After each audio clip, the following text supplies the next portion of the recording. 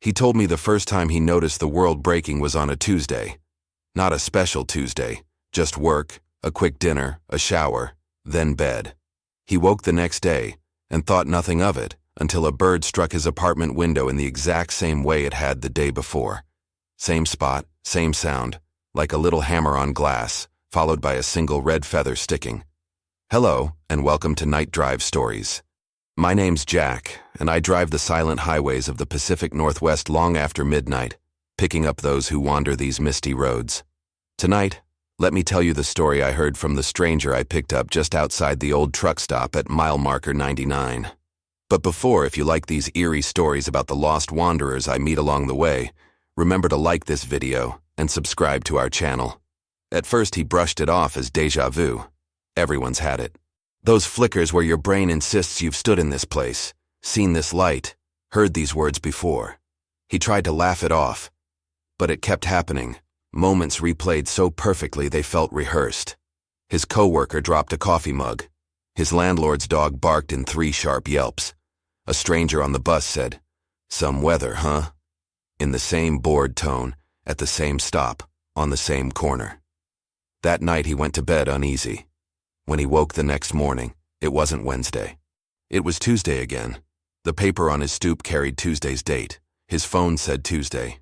He turned on the TV and the anchor's voice repeated the same stories he'd heard yesterday: car pileup on the I-90, rainfall totals for the week, a local man honored for his tomato garden. All of it, word for word. "I thought I'd lost my mind," he said, watching the rain cut silver stripes in the truck's headlights. "I even checked myself into urgent care. Told them I was having memory problems, time skips.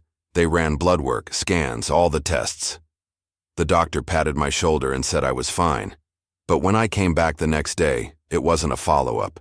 It was the same Tuesday all over again, and the same doctor said the same lines, like reading from a cue card." He stopped talking for a while, staring out at the highway where the fog leaned low across the asphalt.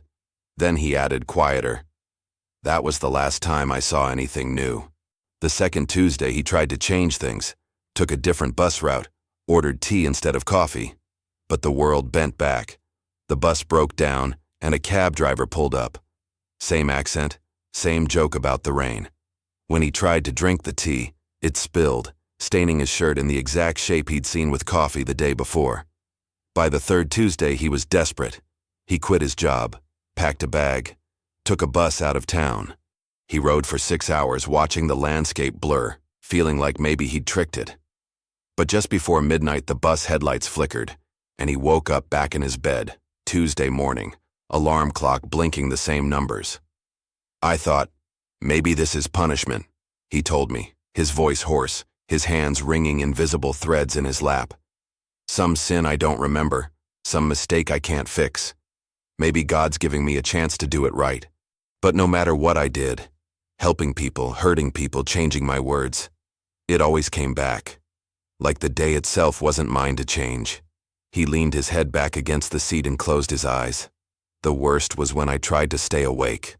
He continued, "One Tuesday I just didn't sleep. Drank coffee all night. Walked the streets until my legs shook. Thought I'd beat it. But midnight doesn't care if your eyes are open. The world just blinked. The streetlight flickered once and suddenly I was home again, alarm ringing, sun in the same place. Tuesday. Always Tuesday."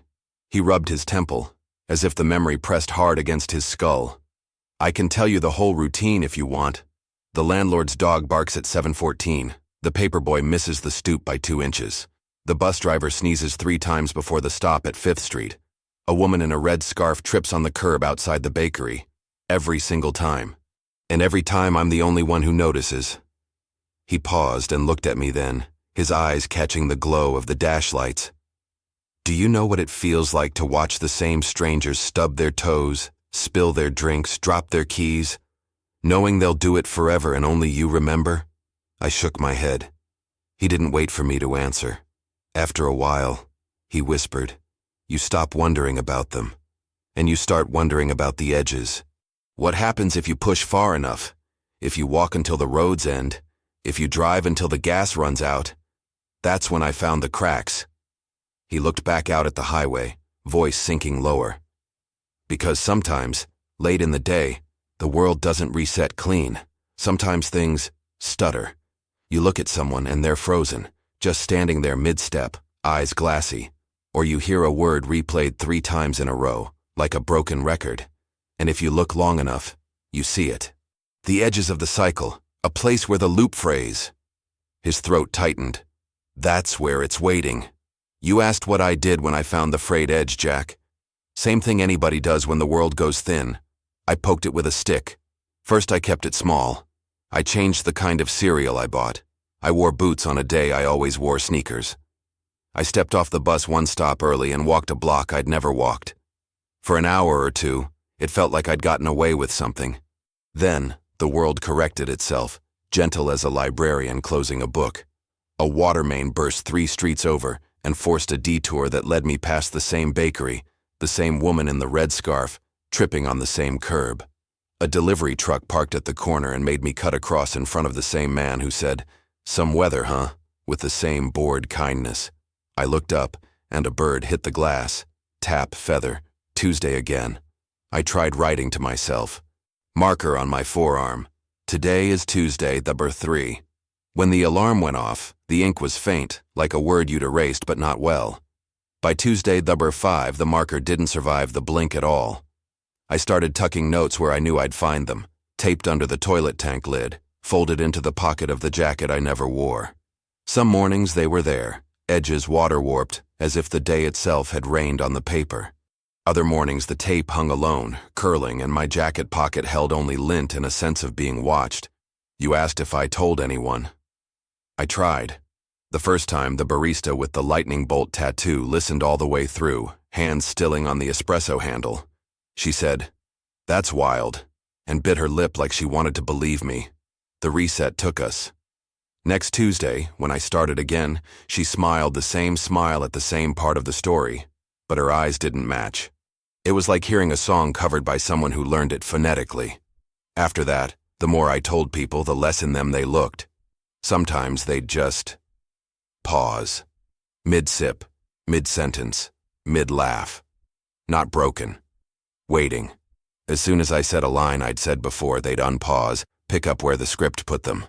On Tuesday, March 11, I took the highway out of town at dawn, put the city in my rear view, and watched the billboard faces turn to fog. The county changed, the soil color changed, the accents at the gas stations changed. By noon, I was eating eggs in a diner I didn't know, the kind with a horseshoe counter and a pie case that creaked. The waitress called me Hun, without looking up, and set down the wrong order with the confidence of a woman who's never been wrong. For the first time in weeks, the day smelled different. The air had pine in it, not wet brick. The vinyl seat stuck to my legs. New. A man slid onto the stool 2 seats down and asked for black coffee. He didn't look at me, but I felt him noticing. End of the counter, back row of a theater, standing behind a billboard. You know the kind of noticing I mean. The mirror behind the counter showed us both. He had no reflection. Not none, just wrong. The mirror had a smudge where his face should have been, like a thumbprint on chrome. When the clock over the grill jumped, 11:58 became 11:57, then 11:59. The smear in the mirror leaned, an angle where a face could be. I blinked, and the waitress was asking if I wanted more hash browns, and outside the rain had started in the exact way Tuesday always starts rain, and my plate was empty, and the man was gone, and the receipt on the counter had today's date. You asked, did you try to sleep through it? I did. Tuesday, there were 14. I crawled into bed at noon with earplugs in and a pillow over my face. I woke up at 11:37 p.m., heart skittering, skin prickling with the sense that someone had stood over me for a long time and only just stepped back. I sat up, and for a moment, too short to be sane, the room was not my room. The walls were closer. The window was a rectangle cut from black felt. The alarm clock said 11:58 in a font no clock uses. I blinked. Tuesday morning. Birds, feather on glass.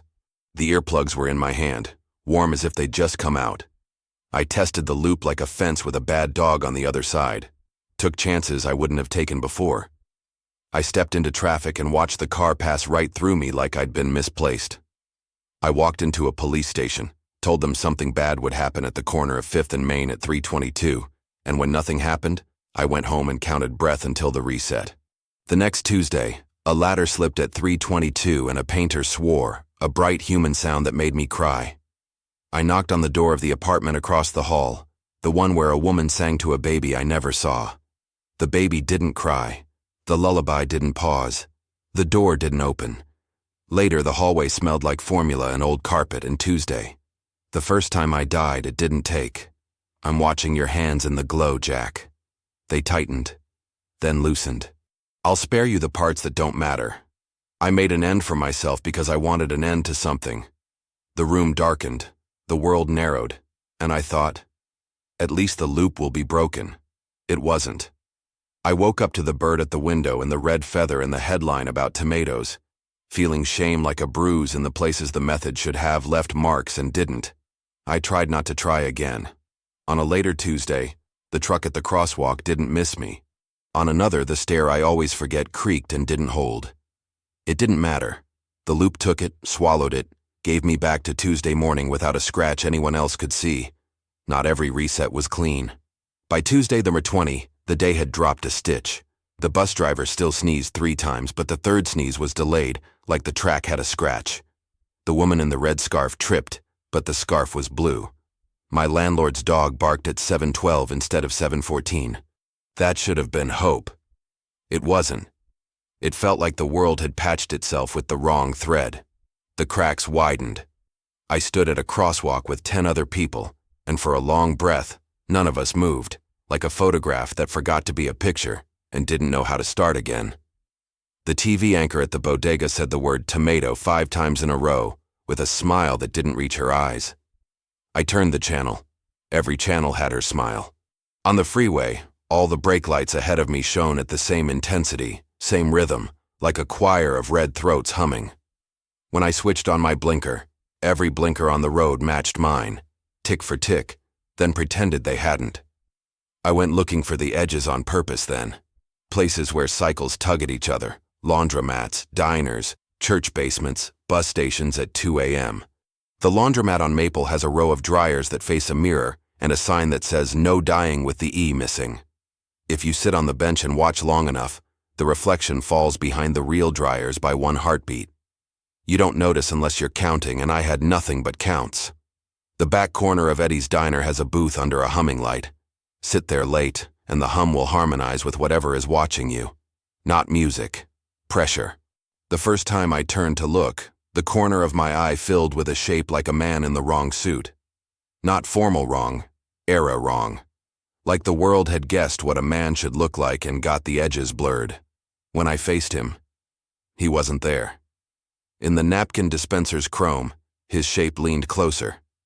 I stopped eating out. There's a bus stop under an overpass, concrete stained with old rain where pigeons keep their secrets. Every Tuesday at 10:03, a city truck rolls by with the same 2 guys in high-vis vests, and the passenger has a mole on his jaw that looks like a comma.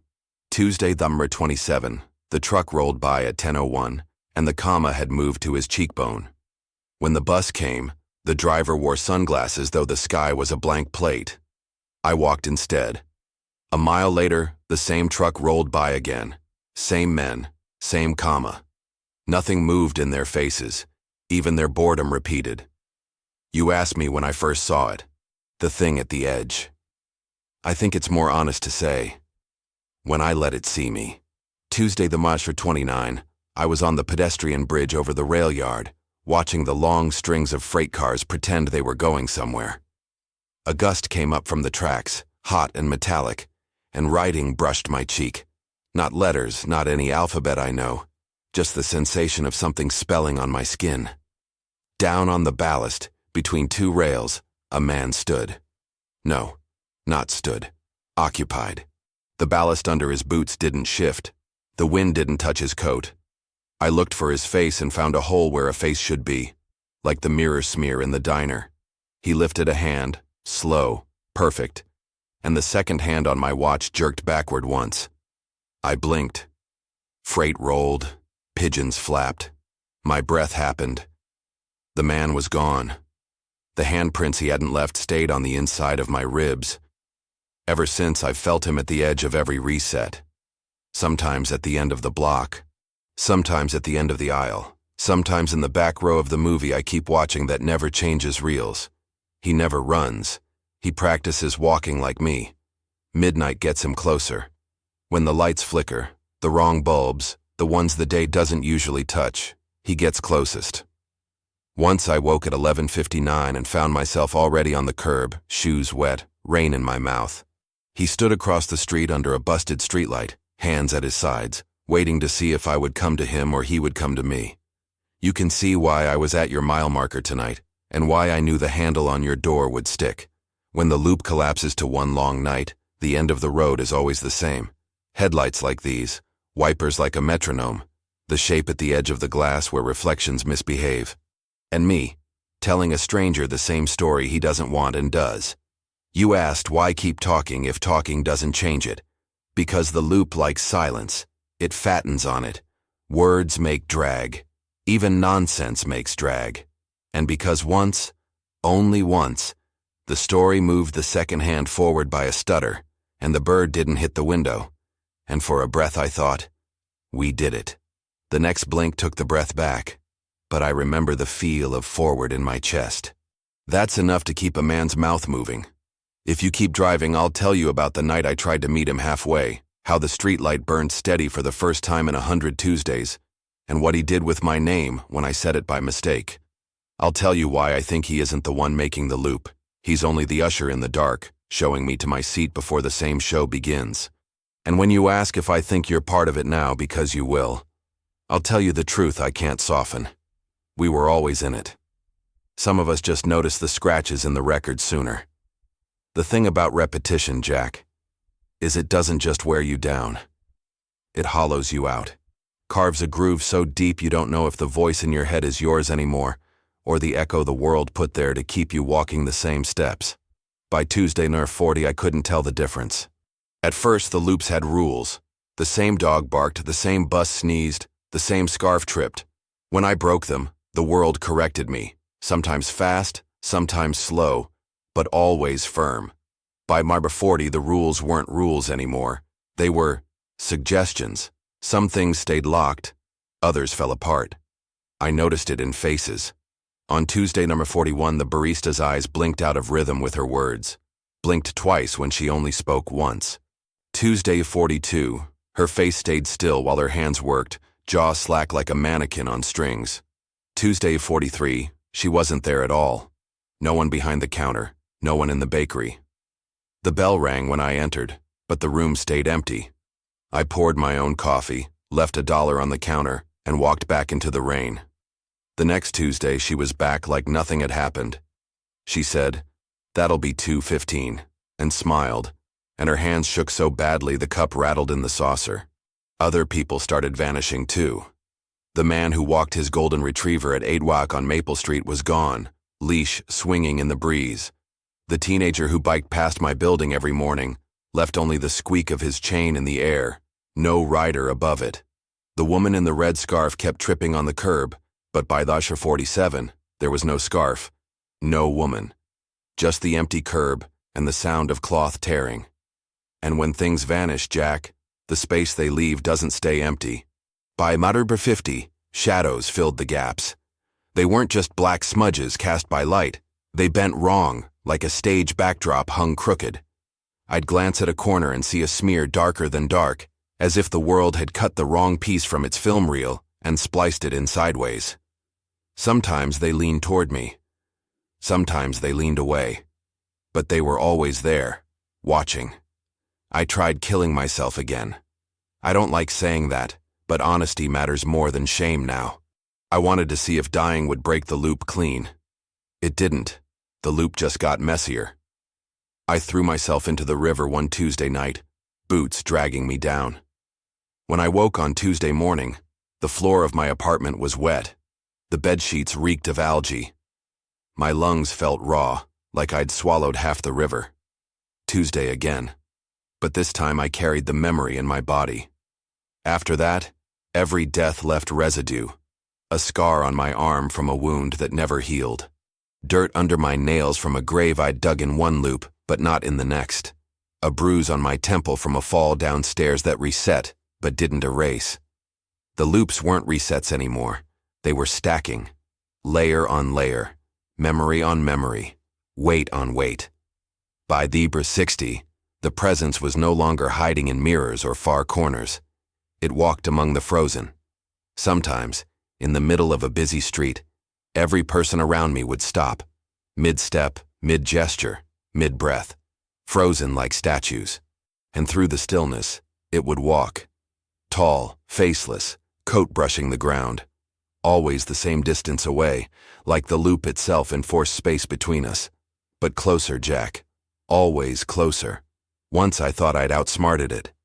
I boarded a bus, sat at the back, closed my eyes. When I opened them, everyone else on the bus was turned toward me. Not moving, not speaking, just staring. Their faces blurred like wet paint. And in the reflection of the bus window behind them all, I saw him. Standing, waiting. The next blink, Tuesday morning again. By the 75, time itself started skipping. I'd be eating breakfast, then blink, and I'd be on the bus. Blink again, and I'd be at the bakery. Blink once more, and it was midnight. No transition, no in-betweens. Just missing hours, replaced with the feeling that something had used me while I was gone. My body carried bruises I didn't remember earning. My throat was sore like I'd been screaming into a canyon. The worst was Tuesday, the 82. The loop didn't start at morning. It started at night. I opened my eyes and I was already standing on the highway shoulder, rain in my mouth, headlights approaching. No apartment, no dog barking, no bus driver, just the end of the road. Him on the other side of the light waiting. That's when I realized the cycle wasn't a day anymore. It was a night. One long, endless night that kept replaying, shrinking everything else into static. And now, Jack, now I think the night is shrinking too. The cycles collapse, the cracks widen, and whatever wears the face of nothing is using the pieces left behind to build itself a body. Do you know what it said the last time, just before midnight snapped? It didn't say my name. It said, again. He turned to me then, his face catching the brief wash of a roadside reflector. His eyes were bloodshot, his lips cracked from speaking too long in dry air.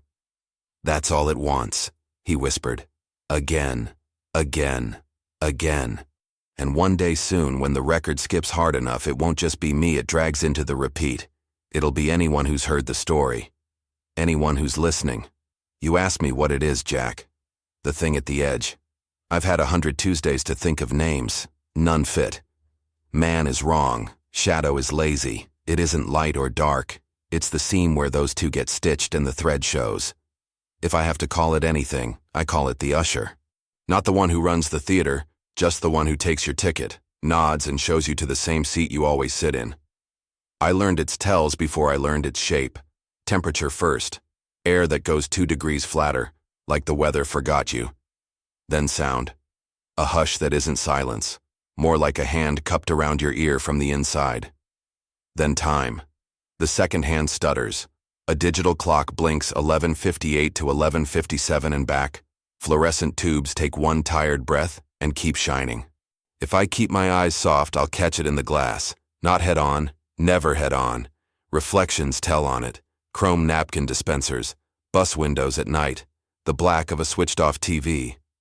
I tried to talk to it once, in Eddie's diner, back booth under the humming light, the kind that makes your skin look the color of old paperwork. I wrote on the back of my receipt, "Who are you?" and set the pen down like I wasn't asking anyone. The humming matched my pulse. In the napkin dispenser's chrome, the shape leaned closer, coat falling wrong like water pretending to be cloth. The corner of the mirror took my question and ate half the letters. When I looked at the menu, the capital letters in the specials, chili, fries, pie, jumped for a second, then settled. I stared until the words lined up into an answer I didn't like. Again. The light flickered. The second hand ticked backward, and the waitress said, "That'll be $2. 15.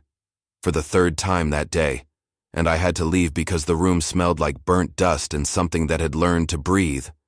Later, at home, I covered the bathroom mirror with a towel because I'd seen it practice my posture there. The switched-off TV kept the room twice as dark as the rest of the apartment. I unplugged it. The screen held a little ghost of glow anyway, the way some things do when they're listening. I lay on the bed and didn't sleep.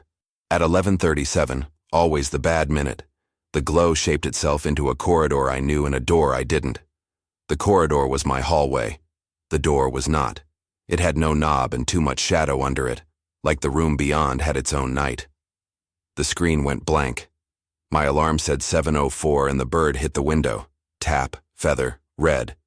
But my pillow smelled like dust you only smell in theaters and furnaces. I thought I was seeing it more because I was looking more. Confirmation bias. That's the word folks throw when they don't want to talk about dread. But then noon started to break. The loop leaks at noon now. Pigeons freeze mid-flutter on the rail yard wires and hold like notes on a page. A man at the bodega pays with the same crumpled 5-3 Tuesdays in a row. On the fourth, his hand hangs in the air with no bill between his fingers, and the cashier stares through it like glass. In those freezes, the usher moves. Not fast. Ever polite. Like he doesn't want to make you spill your drink. But when the world unfreezes, something is closer. Your reflection by half an inch. The shadow of a coat seam edging into your window's night. You asked if it ever spoke anything but, again. It did. It learned my name, not quickly. It would borrow a mouth from the day. The anchor on the morning news would say it once, perfect, then go on about tomatoes like she hadn't. A street preacher would shout, repent, and my name would hitch a ride in the last syllable. A kid would call to his friend across the park and the consonants would wear my initials like a jacket. Then it got bolder. In the laundromat's big front loader, where water throws shirts against glass, bubbles slipped into letters. M.A. I left before they finished. On Tuesday, number 54, the usher said my name in my own mouth. I was drinking at the kitchen sink and my breath fogged the window, and the fog made 2 syllables without me asking. I didn't speak for the rest of the day. That didn't help. Names aren't only sound, they're shape. The inside of your tongue knows. Rules began to show. It likes thresholds, doors half open, crosswalks with the red hand blinking, the moment between blink and seeing. It doesn't like loud music that means nothing. Not melody, just noise with no place to go. White noise on the AM band, fan hum that doesn't wobble. The static you get when you dial between stations and let the needle float in nobody's country. It hates crowded patterns, polka dots, lattice, those bathroom tiles with too many tiny squares. I line my pockets with receipts and grocery lists and crumpled maps and let them rustle. It slows him a breath. Sometimes a breath is enough to get to a door. I decided to meet him once, halfway. I thought, if he's the usher, maybe I can refuse the seat. The bridge over the tracks at 11:57, the bad minute sharpening itself into the worse ones. I stood in the middle and looked down into the ballast and didn't look at the reflection in the plexiglass shield, even when it sheen shifted like oil on water. The air went 2 degrees flatter. The freight below me looked still with movement draped on top like an afterthought. He stepped from behind the column that can't hide a man. Coat wrong, shoulders mapped too carefully by something that had studied photographs but never worn weight. I kept my eyes on the bolt heads, the perfect little suns crusted with rust. I'm not coming, I said, and the rails hummed like teeth. He tilted his head, an angle you only make if you've watched people do it and practiced in an empty room. My watch hand ticked backward once. Not yet, he said, and his voice was every voice that has told me to be patient. Teachers, bosses, a nurse, my grandmother.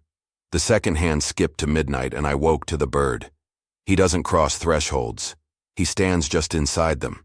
The first time he stood in my doorway, the hallway behind him had no end, and the carpet pattern didn't repeat right. I closed the door slowly, like you close a book you love that has a page you can't read. He didn't knock. He doesn't do rude. He waits for the world to carve you into the shape of a person who invites. You ask, soft, kind voice, if I think you've dragged him into the cab with us by listening. I don't know. I know this. On Tuesday, thus her 63, the vent in a stranger's car said my name in the same tired register as the driver, and the driver didn't hear it. The usher learns people the way a river learns a bend. It knows how Jack sounds. It knows how we both breathe when we think we're thinking. I tried to trick it with numbers. Not time. Time is its plaything. Count. I counted everything. Potholes, 12 on 7th. Birds on the wire, 9, then 8. Then 9 again, though none flew. Tiles on the bus floor, the pattern lied. Steps from my bed to the sink, 16, then 17, with no new floor. When the count slips, he's close. When the count matches and your stomach goes wrong, he's closer. Once, the TV told me his name. Not the anchor, not the captions. Between them. The weather map held a cold front like a calligrapher's flourish across the county line, and the isobars formed a word my eyes couldn't hold. When I tried to say it, my tongue cramped at the root, and my teeth clicked together like a door latched. That's his trick. He collects ours, the names we carry on the inside, and he keeps his unsayable. That's how you keep a leash short. There were nights the loop glitched big. Tuesday, Number 71. All the traffic lights downtown turned green at once and stayed. People drove like nothing was wrong, and I stood on the corner and considered walking until the blocks ended. In the reflection on a storefront, I saw him out in the road, both hands raised like a conductor who expects the orchestra to catch up. The city obeyed. Every blinker ticked in time. Not menace. Rehearsal. I told you about dying. Here's the part I kept back. The loop never punished that. It recorded it. On a later Tuesday when I didn't, the world hung the memory back on me anyway. A wet shirt, a bruise blooming where it shouldn't, dirt under my nails with no hole behind me. I think the usher picks up what we drop and brings it to the next performance so the set looks right. Continuity. That's the word. He's not writer or director. He's continuity. He hates when we break props. You asked what finally made me talk to a stranger in the rain. It wasn't fear. I've used that up like small change.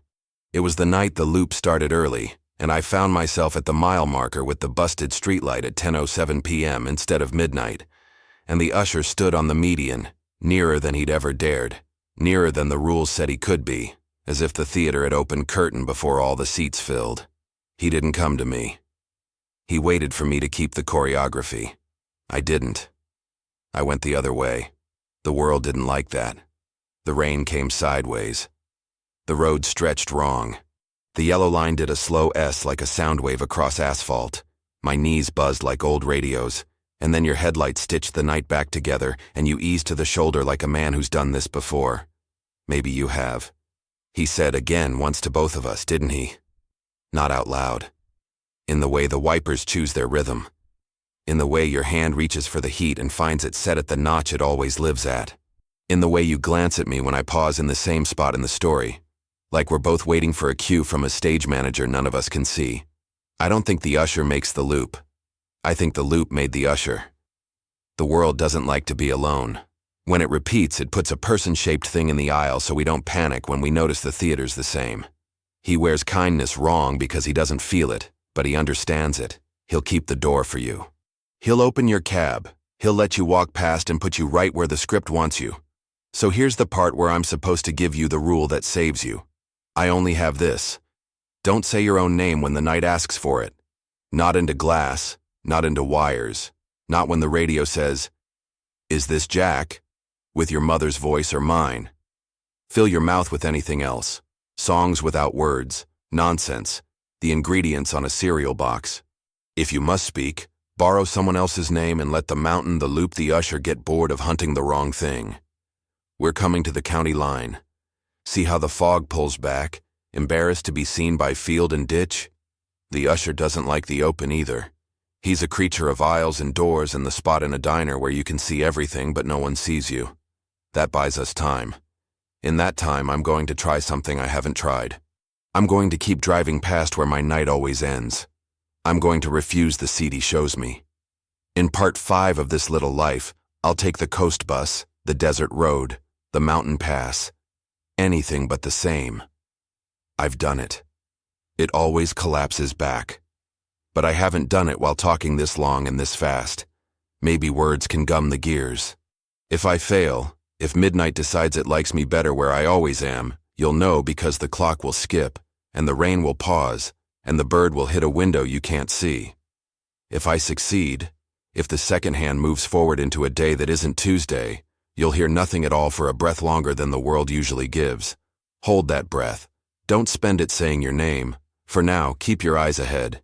If you see a smear where a face should be, don't be polite. Don't look straight at it. Use the corner of your eye the way hunters watch weather. I'll tell you in the next miles what happened when I tried to leave the county and found the same road standing in another state. The same busted streetlight. I'll tell you the one place the usher won't cross and why it scares me more than any place he will. And if the vent speaks either of our names before we get there, you'll bang it with your palm and hum something dumb and I'll join you, and we'll let foolishness be the only new thing the night gets to keep. You want to know what happens when I try to outrun him. Truth is, I've tried every road I could put rubber on, every county that borders mine, every mile where the lines blur into heat shimmer. No matter which direction, the loop folds the map like paper until I'm back at the same shoulder, the same busted streetlight, the same rain slicking my eyes. The first time I made a real run, it was Tuesday, October 91. I drove until the tank went dry. Out past the city, past the farms, past the pine line. Highway became 2-lane, then gravel, then dirt, then just ruts through grass. When I killed the engine, the silence was so wide, it rang. I thought, maybe this is it. Maybe I've found the outside. I walked until midnight, expecting dirt and starlight to stay what they were. Instead, the world blinked, and I woke in my bed, shoes still muddy, sheets smelling like dust and exhaust. The bird hit the glass. Tuesday again. The second time, I took a bus. Long haul eastbound, slept upright against a stranger's shoulder, drool drying on my collar. I thought, maybe if I let the world carry me, I'll slip past the cycle unnoticed. At midnight, my eyes closed, and I dreamed the hum of tires. When I opened them, I was home again, alarm ringing, bus ticket stub in my pocket where it shouldn't be. It wasn't just roads. I tried the sky. Tuesday, the 1:14, I bought a ticket to Denver. Plane broke clouds, and for the first time I saw a horizon that didn't belong to Tuesday. I cried like a child. But when the captain's voice came on to announce descent, he said the wrong city. My city. The skyline outside the oval window was mine. We landed on the same tarmac I'd left that morning. I stumbled out past gates that spelled welcome home and smelled the same coffee shop at the terminal. Tuesday again. By then, I was unraveling. I stopped packing bags, stopped carrying ID. I'd vanish from one state and appear back in my bed, smelling of jet fuel or bus upholstery. A bruise on my hip from turbulence that no Tuesday explained. I realized it wasn't the world folding me back. I was the fold. My life wasn't looping a day. My life was collapsing into one long night staged across different backdrops. The usher wasn't chasing me through a maze. He was standing at the center, and no matter which path I took, it bent back to him. On number 137, I tried to burn the map. I walked into the national forest with nothing but matches. Lit trees, lit dry grass, lit my own way forward. For a while the night glowed orange and coughed black. Flames climbed higher than I had ever seen, their smoke choking stars. I thought, no loop can swallow this. No world can pretend this never happened. But when I woke, not one tree was charred, not one pine needle smelled of smoke, and yet my hands were blistered, my throat coated in ash, my fingernails cracked with soot. The fire didn't vanish, it followed me back. The world erases its stage. My body keeps the script. That's when I stopped asking how to escape. I started asking why keep me. The usher isn't cruel. He doesn't strike, doesn't scream. He just waits. I think he's waiting for me to break myself into the right shape. Each death, each run, each rebellion sands me down like a carpenter testing joints. I think he's not making the loop. He's polishing me until I fit the loop perfectly. I tested this theory on 150. I stood at the county line, rain dripping off the green sign that marks the end of home. Midnight came. Usually the loop cuts hard, but this time the sign flickered, like a neon tube with bad gas. It read County L, then County Lie, then nothing, blank green, then my own name stenciled in white, clear as paint. When I blinked, the letters bled back to normal. Tuesday again. But I knew then the usher had learned my name well enough to write it on a road. Jack, I tried one last rebellion. I thought, if I can't outrun the loop, I'll refuse it. I won't play at all. So I sat in my apartment. Didn't work, didn't walk, didn't speak. Sat so still, I thought I'd rot upright in my chair. At 11:58, the clock jumped. At 11:59, the lights buzzed. At midnight, my body stood on its own. My hands put on shoes. My feet carried me down the hall, out the door, into the rain. I didn't decide it. I was the usher's puppet, walking the choreography he'd kept for me. When I woke, my legs ached as if I'd walked for miles. I hadn't moved, but I had. That's the truth. I'm not escaping the loop, because I am the loop. My body is its vessel. My name is its key. Every time I tell the story, I think maybe I can wedge open a crack big enough for someone else to see. Maybe buy myself a new word, a new note. But every time, the cycle eats it. Tuesday returns. And yet, I'm still here. I'm still talking. I still carry mud from roads I shouldn't know, bruises from accidents I never lived, burns from fires no one remembers. That means something, doesn't it? It means I'm not just repeating. I'm accumulating. The loop once again, but I've turned again into more. And maybe more is the first real crack in the record. So here I am in your cab, telling you things I swore I wouldn't repeat, hoping the weight of words drags us 1 inch forward before the usher pulls us back. If I vanish mid-sentence, don't panic. It's just midnight skipping again. But if I don't vanish, if we keep driving and the bird never hits your windshield, then maybe we've done what the usher hates most. Maybe we've made something new. You asked what happens at the end, Jack. What the usher does when midnight sits down beside you and asks if the seat's taken. I kept that part back because saying it out loud feels like writing it in wet cement. But you gave me miles. And miles are the only currency I have left. The end isn't a place on a map. It borrows places. Some nights it's the shoulder under the busted streetlight by the mile marker where you found me. Others it's the mouth of an underpass where the pigeons sleep too still. Once it was the doorway of a shuttered video store, with the open sign ghosted permanently in the window like a held breath. The scenery changes. The doorway doesn't. Every time, there's a threshold, a line you step across to stop belonging to the part of the world that cares what day it is.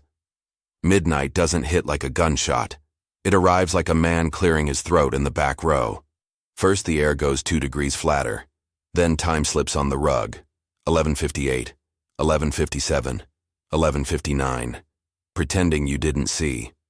The radio finds a station where there isn't one and hums a vowel it likes. The second hand thinks backward thoughts. You can outrun dawn. You can't outrun that. The usher stands at the line with his hands where you can see them. I told you before, he's polite. He lets you decide to come. Every loop, he waits.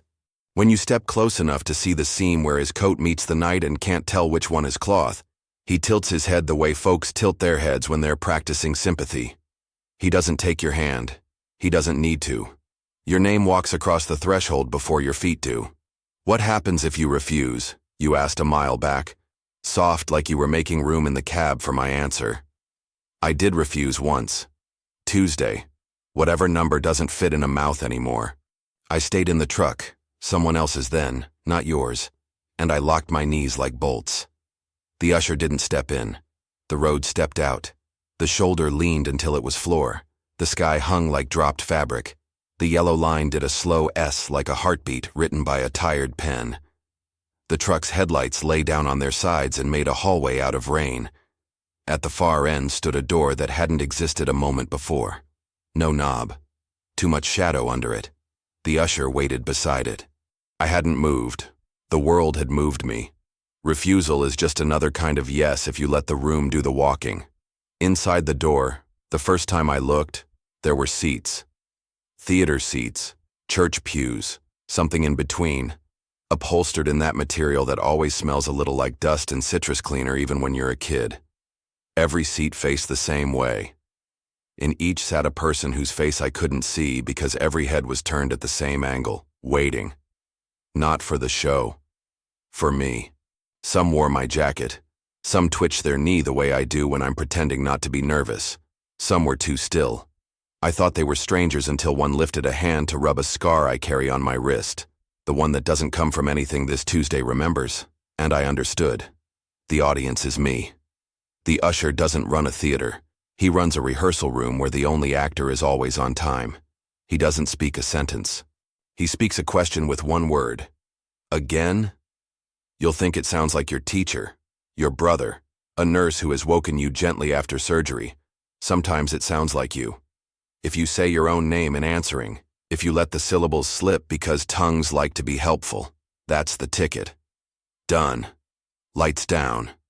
Reset takes you kindly by the elbow and walks you back to wherever your birds start hitting glass. What if you say nothing? I tried that too. He waits. He has the kind of patience that comes from being made out of time instead of living in it. He lets the room handle the rest. The door that slides closer without moving.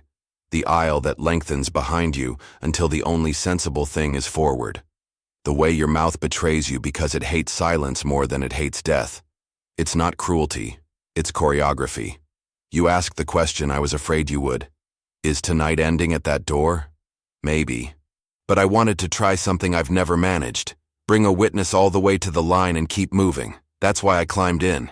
That's why I keep talking. Words put gravel under a wheel that wants to spin on the same wet spot.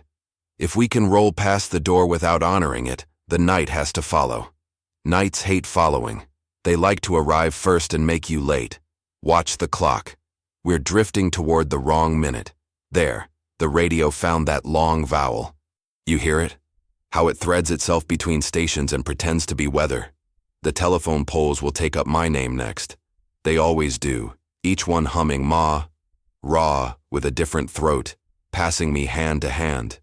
When they do, you keep your mouth busy with any song that can't remember itself. I'll bang the vent if it decides it learned your voice. We cross the county line. The sign winks, a dead tube waking for one last conversion, the letters almost making the shape of my name before thinking better of it. On the right, the derelict gas station floats up out of the fog. The kind with round glass globes on the pumps that made gas look like a drink. Someone boarded the windows years ago. It always looks boarded. It always looks ready. That's one of the doors the end likes best. The busted streetlight is ahead.